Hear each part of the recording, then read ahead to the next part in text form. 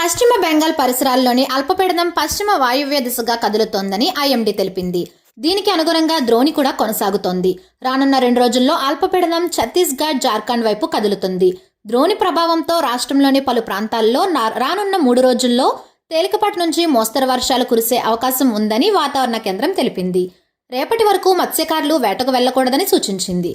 రాష్ట్రంలోని పలు జిల్లాల్లో రేపు వర్షాలు పడతాయని ఏపీ విపత్తుల నిర్వహణ సంస్థ అంచనా వేసింది. గుంటూరు, నెల్లూరు, నంద్యాల జిల్లాల్లోని పలు ప్రాంతాల్లో తేలికపాటి నుంచి ఓ మోస్తరు వర్షాలు పడే ఆస్కారం ఉందని చెప్పింది. మిగతా జిల్లాల్లో చిన్నపాటి జల్లులు పడేందుకు ఛాన్స్ ఉందని వివరించింది. తెలంగాణలో చూసుకుంటే ఉపరితల ద్రోణి ప్రభావంతో రాష్ట్రానికి 2 రోజులు వర్ష సూచన ఉందని హైదరాబాద్ వాతావరణ కేంద్రం తెలిపింది. 5 జిల్లాలకు ఆరెంజ్ అలర్ట్ జారీ చేసింది. ఉమ్మడి ఆదిలాబాద్, నిజామాబాద్లో భారీ వర్షాలు కురిసే అవకాశాలున్నాయి.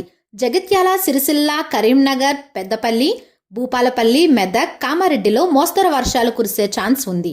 గంటకు 40 నుండి 50 కిలోమీటర్ల వేగంతో ఈదురుగాలులు వీచే అవకాశం ఉందని పేర్కొంది.